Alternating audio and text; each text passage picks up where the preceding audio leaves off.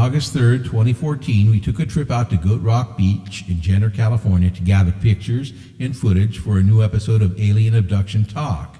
I wanted to revisit an experience I had as a young child, which occurred in 1966 when I was about 6 years old. As mentioned in previous videos, my parents had a summer cabin in Monte Rio, which we spent summer months there.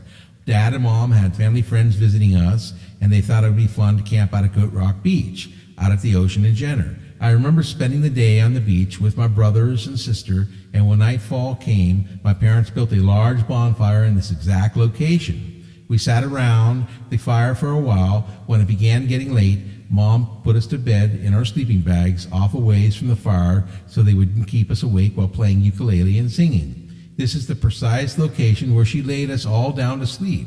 I remember drifting off to sleep, then sometime in the wee hours of the morning, waking with the water over my face, choking with every breath. My clothes, sleeping bag, and all were soaking wet. Suddenly I felt something lifting me up and carrying me over to the dwindling fire.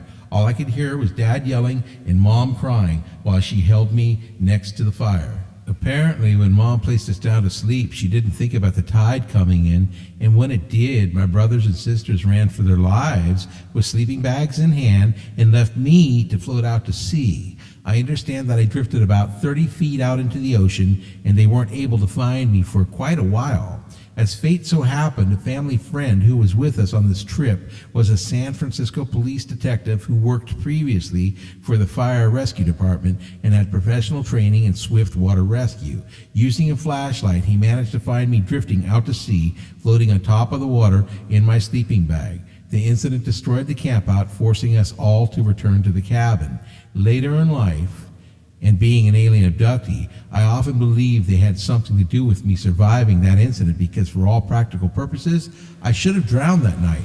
In August 2014, I felt compelled to revisit that beach to take some pictures and film where the incident happened for an episode of Alien Abduction Talk. While filming this episode with the camera fixed in the precise location where I drifted out as a boy, I actually caught some amazing footage verifying I was correct about the aliens saving me as a child.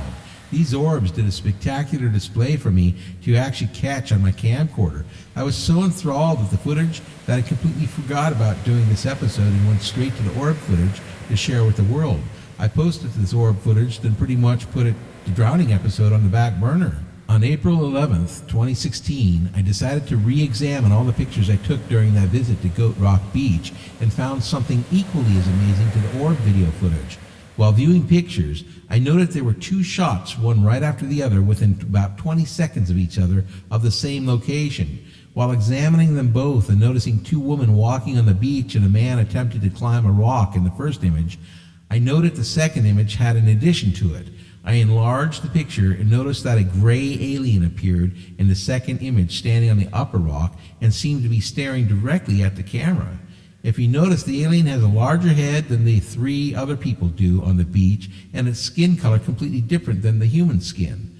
The alien is shorter than the humans and has very large eyes. I noticed that the alien is dressed just like the ones that visited me as a boy in the atrium in Lucas Valley in the black draping garment with a hood. If you notice, the alien in this picture also has the hood, but it's off its head and behind it.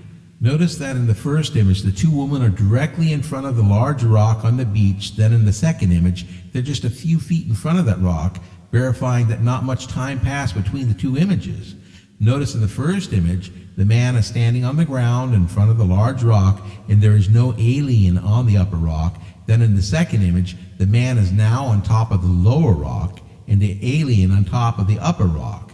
After visually seeing this being and confirming it is indeed an alien, I realized not only do I have a picture of a real alien, but also they're confirming it was them in the orbs I filmed on the same day on that exact beach, and they're confirming that they were indeed the ones who saved me from drowning that night in those exact waters by keeping me afloat long enough for the family friend to find me. These images and videos prove to me that these beings have been with me all of my life from childhood to adulthood, and confirms that when they told me in 1965 they were my parents, they really were. Many religious people have told me that I've been taken by demons. So with this in mind, ask yourself one question. Would a demon save a young child from drowning? I think not. People also ask, when are the aliens going to show up? And all I can answer to that is, it looks to me like they're already here and nobody's noticing them. The people on that beach were right next to that alien and never even noticed it was there. They're already here, folks.